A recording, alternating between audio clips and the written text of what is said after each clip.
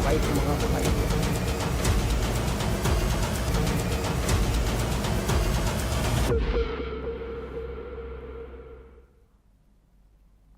तो छत्तीसगढ़ के लिए खुशखबरी यह है कि नक्सलवाद अब कुछ खास इलाकों में सिमट गया है। लगातार नक्सलवाद के खिलाफ चलाए जा रहे अभियानों का नतीजा यह है कि नक्सलवादी जंगल छोड़ के शहर की ओर भाग रहे हैं। और इस दौरान पिछले कुछ दिनों से लगातार ये खबरें आ रही हैं कि नक्सलवादी हथियार छोड़कर बातचीत करना चाहते हैं। कहा जाए तो ये एक मरने का खौफ है। लगातार नक्सली लीडर ढेर हो रहे हैं और उनके ढेर होने का असर उनके कैडर पर पड़ रहा है और अब कैडर लड़ने को तैयार नहीं है। और इसीलिए एक के बाद एक करीब 3 से ज़्यादा पत्र अभी कुछ दिनों में आ गए हैं, जिसमें इस बात के संकेत हैं कि नक्सलवादी अब लड़ने के मूड में नहीं हैं। वो लड़ना नहीं चाहते, बातचीत करना चाहते हैं। लेकिन अगर वो बातचीत करना चाहते हैं तो क्या सरकार बातचीत के लिए तैयार है? इसका फैसला केंद्रीय स्तर से होना है और केंद्रीय स्तर पर केंद्रीय गृह मंत्री अमित शाह ने इस संबंध में अपना रुख साफ किया है। अमित शाह वो शख्स जिसने इस बात का लक्ष्य लिया है कि 2026 की मार्च तक पूरे देश से नक्सलवाद को खत्म कर देंगे और उसमें नक्सलवाद की राजधानी बस्तर का इलाका माना जाता है जहां से भी नक्सलवादी खत्म हो रहे हैं। ऐसे में अमित शाह ने इन अपीलों को, शांति वार्ता के प्रस्तावों को क्या कुछ कहा, आपको सुनाते हैं।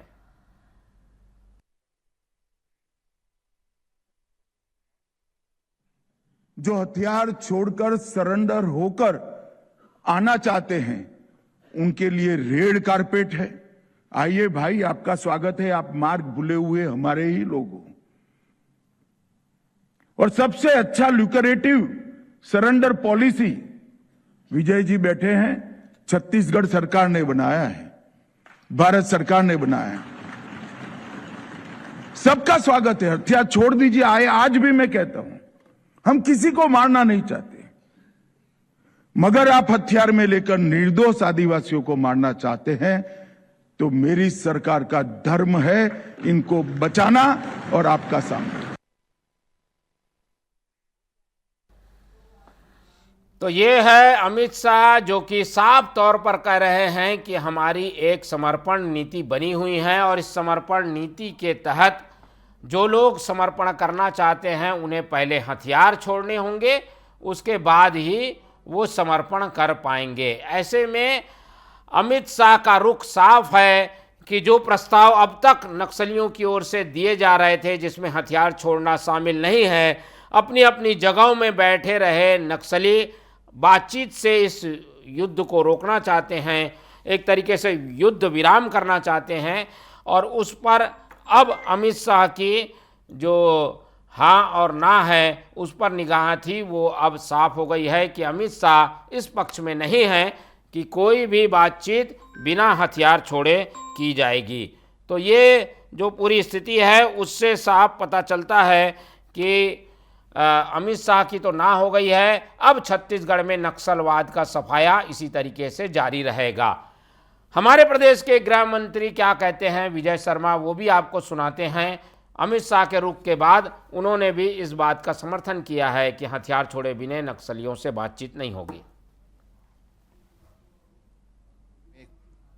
जितने भी नक्सलियों ने अभी पत्र लिखा है जिनका भाव ऐसा है कि वर्तमान में बस्तर में खून खराबा बंद होना चाहिए, बस्तर के आदिवासियों को आईडी से अपाहिज करना, उनको मार डालना, बम लगाकर उनको मार डालना, उनको गोलियों से मार डालना, बस्तर के लोगों को गला रेत करके मार डालना, इन सारी ही खून खराबों को बंद करने के लिए जो लोग जिनके मन में भाव है उनसे मैं बिल्कुल ये कहना चाहता हूँ, जितने भी नक्सली अभी हैं, वो सोनू हैं या वो देवा हैं या सतीश हैं, उन सब से मेरा ये कहना है कि समय कम है, आप आगे बढ़ें। सरकार लाल कालीन बिछा करके आपका स्वागत करने तैयार है, आप आए, उस पर चर्चा भी करेंगे। जितने भी नक्सली। तो देखिए, अमित शाह के बयान के बाद अब प्रदेश के गृह मंत्री विजय शर्मा का भी ये बयान है जिसमें वो इस बात की स्वीकारोक्ति कर रहे हैं कि लाल कालीन बिछाकर उन लोगों का स्वागत किया जाएगा जो हथियार छोड़कर वापस आना चाहते हैं। सबसे पहली शर्त यही है कि हथियार छोड़ना होगा। माओवादी संगठनों की ओर से अलग अलग जो अपील और पत्र आए हैं उसमें इस बात को स्पष्ट किया गया है कि वो अपनी जगहों पर रहकर, अपने इलाके में रहकर, अपनी परिस्थितियों में रहकर बातचीत करना चाहते हैं। कुछ शर्तें हैं उनकी जिन पर सरकार गौर करे और बातचीत से रास्ता निकले। लेकिन एकमात्र शर्त रख दी गई है। केंद्रीय गृह मंत्री की ओर से अमित शाह ने साफ कर दिया है कि जब तक हथियार नक्सली छोड़ेंगे नहीं तब तक उनसे बातचीत नहीं की जाएगी।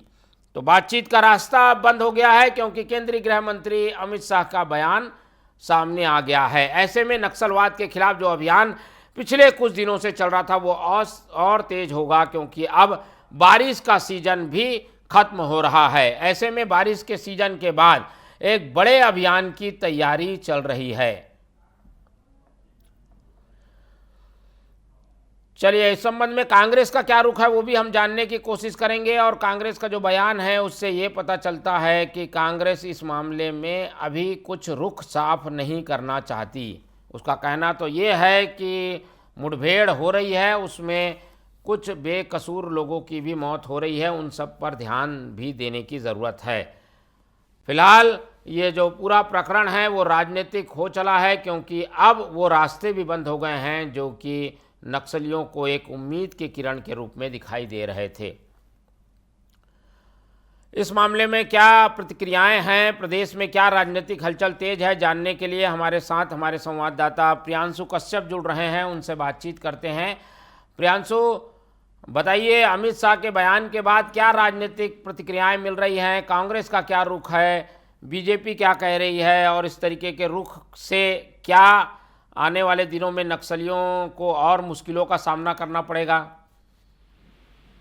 बिल्कुल, देखिए, इससे पहले लगातार जो अलग अलग नक्सली संगठन हैं वो पत्र जारी कर रहे थे कि शांति वार्ता के लिए बात कर रहे थे, लेकिन अब गृह मंत्री अमित शाह ने साफ तौर से कह दिया है कि बिना बंदूक छोड़े कोई भी चर्चा नहीं होगी। अब इसके बाद जो है विजय शर्मा का भी जो बयान आया है उसमें उन्होंने ये कहा है कि अगर बंदूक छोड़ते हैं तो आपको लाल कारपेट से आपका स्वागत हम करने के लिए तैयार है। यानी सरकार चाहती है कि बंदूक छोड़ने के बाद जो है नक्सली चर्चा करें, बातचीत करें, उसके बाद सब कुछ राजी है, लेकिन उससे पहले कोई भी बात नहीं होगी। बंदूक की नोक पर अब जो है नक्सलवाद के नाम पर जो बस्तर के आदिवासियों को परेशान नहीं किया जा सकता। ये साफ मैसेज है जो है केंद्र सरकार का भी और राज्य सरकार का भी। लेकिन जिस तरीके से अमित शाह का जो बयान सामने आया उसमें उन्होंने कहा है कि सभी राज्यों से नक्सलवाद लगभग खत्म होने की कगार पर था, लेकिन कांग्रेस की सरकार ने साथ नहीं दिया। बीते 5 साल का उन्होंने जिसमें जिक्र किया है कांग्रेस की सरकार का। अब इस पर कांग्रेस कह रही है कि जो भी बस्तर में जो विकास नजर आ रहा है अभी सरकार को, वो हमारी देन है। इससे पहले भी पूर्व मुख्यमंत्री भूपेश बघेल ने भी कहा था कि हमारे समय में वहां राशन कार्ड बांटे गए थे, सड़कें बनाई गई थी, पंचायती राज का चुनाव हमने कराया था। तो इस तरीके से कांग्रेस जो है अब बस्तर में जो विकास हो रहा है उसको अपना नाम देने की कोशिश कर रही है। और साथ ही साथ पीसीसी चीफ दीपक वैद ने यह भी कहा है कि अगर गृह मंत्री विजय शर्मा आज किदम के रास्ते से रात के 2 बजे जो है रवाना होते हैं, सड़कों पर रील बना रहे हैं कि संवर रहा है बस्तर, संवर रहा है छत्तीसगढ़, तो ये हमारी देन है। तो कहीं ना कहीं अब बस्तर जो विकास के रास्ते पर चल रहा है इसमें बीजेपी और कांग्रेस दोनों अपने अपना श्रेय लेने की होड़ में लगे हुए हैं। नक्सल ऑपरेशन हो रहे हैं तो उसमें भी कांग्रेस ये कह रही है कि हमने जो है ये रास्ता को प्रशस्त किया था, उसी मार्ग पर बीजेपी जो है अब आगे बढ़ रही है। तो कहीं ना कहीं बीजेपी और कांग्रेस दोनों अब बस्तर में जो नक्सलवाद का खात्मा हो रहा है, जो विकास की जो नई किरण दिख रही है, उसमें दोनों अपने अपने श्रेय लेने की होड़ में लगे हुए नजर आ रहे हैं। जी चलिए, बहुत धन्यवाद प्रियांशु हमारे साथ जुड़ने के लिए। राजनीतिक हलचलें इससे बढ़ गई है और अब तो साफ हो चुका है कि नक्सलियों से बातचीत नहीं होगी।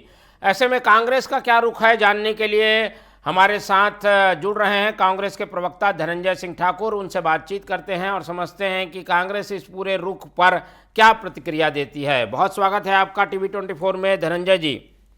नमस्कार जी धनंजय जी, हम जानना चाह रहे हैं, अमित शाह ने साफ कर दिया है कि नक्सलियों से बातचीत अब नहीं होगी जब तक वो हथियार नहीं छोड़ते। इसके पहले 3-4 पत्रों के जरिए नक्सली शांति वार्ता की बात कहते रहे हैं, अब ऐसा लग रहा है कि वो रास्ते भी बंद हो गए हैं।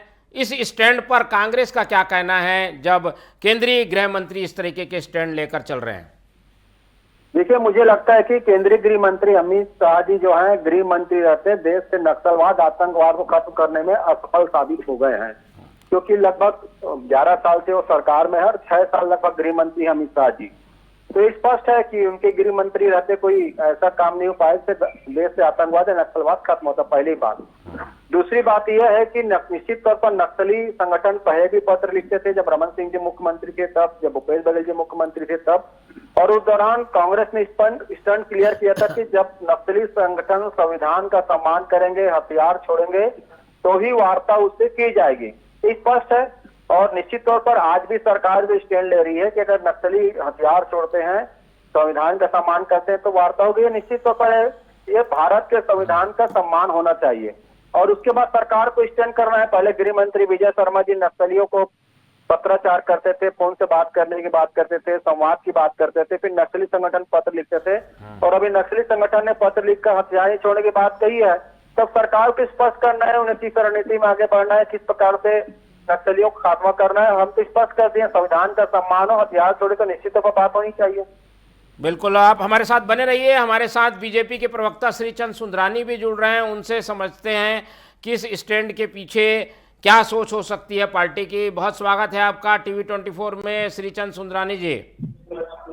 जी भैया, पहले तो मैं प्रवक्ता नहीं हूँ, पूर्व विधायक। जी, पूर्व विधायक श्री, माफ कीजिएगा सुंदरानी जी, लेकिन ये जो स्टैंड पार्टी केंद्रीय गृह मंत्री ने लिया है जी, अमित शाह जी ने जो बोला है कि बातचीत के रास्ते नहीं होंगे, सीधी कार्रवाई होगी, क्योंकि हमने डेडलाइन तय किए 31 मार्च 2026 तक छत्तीसगढ़ से नक्सलवाद को समाप्त करना है, कुचलना है। जिस स्तर पे भी कार्रवाई करनी पड़े, 31 मार्च को छत्तीसगढ़ नक्सलवाद से मुक्त हो जाएगा। अमित शाह जी का क्लियर स्टैंड है, सरकार का क्लियर स्टैंड है। ठीक है, लेकिन बीजेपी पर ये आरोप कांग्रेस लगा रही है कि अभी नक्सलवाद खत्म नहीं हुआ है, और इस तरीके की बातचीत जैसी पहलुओं को भी आप लोग खारिज करके एक केवल भ्रम बनाने की कोशिश है कि नक्सल हमसे डरे हुए हैं। देखिए, निश्चित रूप से डरे हुए हैं, भागे भागे फिरते हैं। कांग्रेस को समझ में थोड़ी आता। कांग्रेस तो हमेशा नक्सलवाद के प्रति नरम अपनाने वाली पार्टी रही है। नक्सलवादियों को कभी भी इन्होंने खदेड़ने की बात नहीं की। 5 साल भूपेश बघेल की सरकार रही, इन्होंने नक्सलवाद पे कोई बड़ी कार्रवाई नहीं की। आप देखिए, पिछले साल भर में जिस प्रकार से भारतीय जनता पार्टी की सरकार ने, विष्णुदेव साय जी की सरकार ने, चाहे विजय शर्मा जी गृह मंत्री जी के रूप में जैसी कार्रवाई की है, बड़ी तादाद में नक्सली या तो मारे गए या गिरफ्तार हुए या सरेंडर हुए हैं। और ऐसी स्थिति में बातचीत क्यों करनी चाहिए? हमें तो नक्सलवाद से मुक्ति चाहिए, और कांग्रेस को डर लग रहा है अगर 31 मार्च तक भाजपा की सरकार ने नक्सलवाद से छत्तीसगढ़ को मुक्त करा लिया, तो कहीं न कहीं कांग्रेस पार्टी मुंह दिखाने लायक नहीं रही। ठीक है धनंजय जी, क्या कोई डर है क्या ये एक बड़ी उपलब्धि हो जाएगी और इसे उपलब्धि के रूप में पेश किया जाएगा? इस बात का कोई डर है क्या? एक असफल प्रधानमंत्री अमित शाह एक असफल गृह मंत्री है। देश में 11 साल में आतंकवाद और नक्सलवाद को खत्म नहीं कर पाए। सिर्फ बातें करने से, बयान देने से थोड़ी काम चलेगा। 11 साल से सरकार में है, तो नक्सलियों को अगर किसी ने बढ़ावा दिया तो नरेंद्र मोदी की सरकार ने बढ़ावा दिया। आतंकवाद को बढ़ावा दिया नरेंद्र मोदी सरकार ने बढ़ावा दिया। और भारतीय जनता पार्टी की विचारधारा और नक्सलियों की विचारधारा एक है। दोनों हिंसा करके लोगों के बीच में बने रहना चाहते हैं। दोनों की विचारधारा एक है। दोनों क्या लोकतंत्र का सम्मान करते हैं? दोनों क्या संविधान का सम्मान करते हैं? क्या आज जिस प्रकार से देश में हालात हो गए हैं, कश्मीर में 370 किलोग्राम आदेश आ जाता है, पुलवामा में हमला हो जाता है, किसकी असफलता है? नरेंद्र मोदी की असफलता है। जिस प्रकार से वहां पे अभी कश्मीर में आतंकवादियों ने हमला किया, हमारे 26 भारतीय उसमें शहीद हो गए, किसकी सफलता? नरेंद्र मोदी की सफलता है। उरी में हमला हुआ, पठानकोट में हमला हुआ, बड़े बड़े आतंकी घटनाएं हुए, प्रदेश में हो रहे हैं, देश के अन्य राज्यों में हो रहे हैं। ये तो अमित शाह की सफलता है। कि बात करने से या खुद को बलवान बताने से थोड़ी काम चलेगा। नहीं, लेकिन धनंजय, कुछ दिनों में तो नक्सली लगातार ढेर भी हुए हैं। अब उनके पत्र बार बार आ रहे हैं, उससे तो पता चलता है कि कुछ तो उनके मन में भी दहशत आ गई है, मरने का डर है, शहर की ओर भाग रहे हैं। इन बातों को स्वीकार करेगी कांग्रेस? तो ये तो पहले भी लिखते आ रहे हैं। वो नरेंद्र मोदी प्रधानमंत्री नहीं थे तब भी नक्सली वार्ता के लिए पत्र लिखते थे। अमित शाह गृह मंत्री थे तब भी पत्र लिखते थे। वो तो नक्सली संगठन लगातार पत्र लिखते हैं जब उस पर हमला होता है तो इसे भ्रमित करने के लिए। आज नरेंद्र मोदी प्रधानमंत्री बने तब के बाद कोई पत्र लिखे, ऐसी कोई बात नहीं है। अमित शाह के बाद पर नहीं है, पहले से लिखते आ रहे। इसमें नया क्या चीज है?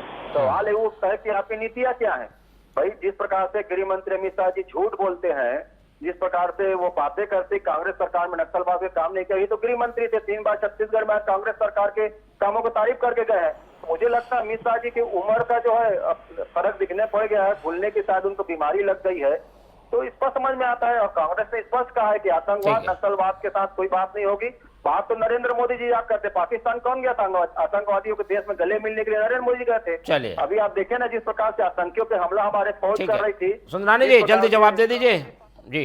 ये असफलता है जिस अभी। प्रकार से हम की बात कर रहे हैं, एक आतंकवाद का हमला पाकिस्तान को नष्टो नाबूद करने का काम किया, पाकिस्तान को घुटने के दम पे ला दिया। आज तो पाकिस्तान भारत सरकार के सामने झुककर वार को रुकवाने के लिए प्रार्थनाएं की और मोदी जी ने किया। और कहीं न कहीं हम मानवीयता भी रखते हैं, हम नहीं चाहते किसी की देश की जनता पे कोई तकलीफ आए, लेकिन हम ईंट का जवाब पत्थर देने में कामयाब हुए। पाकिस्तान में हमला करके हमने बता दिया कि 56 इंच का सीना किसी भी हद तक जा सकता है। चलिए, आज शायर व्यक्ति बन गए जो भारत के आज हम नक्सलवाद पे बात कर रहे हैं। ठीक है, चलिए, नक्सलवाद को लेकर एक स्टैंड क्लियर हुआ है। आने वाले समय में अलग अलग प्रतिक्रियाएं और हम आपको लगातार बताते रहेंगे। बहुत धन्यवाद श्रीचंद सुंदरानी जी और धनंजय ठाकुर जी हमारे साथ जुड़ने के लिए। तो दोनों ही पक्षों के प्रतिनिधियों ने अपनी अपनी बात रख दी है, लेकिन एक बात साफ है कि नक्सलवाद को लेकर पूरी सरकार का स्टैंड यही है कि जब तक हथियार छोड़े नहीं जाएंगे तब तक बातचीत नहीं होगी। फिलहाल अमित शाह का ये बयान राजनीति में चर्चा का विषय बना हुआ है।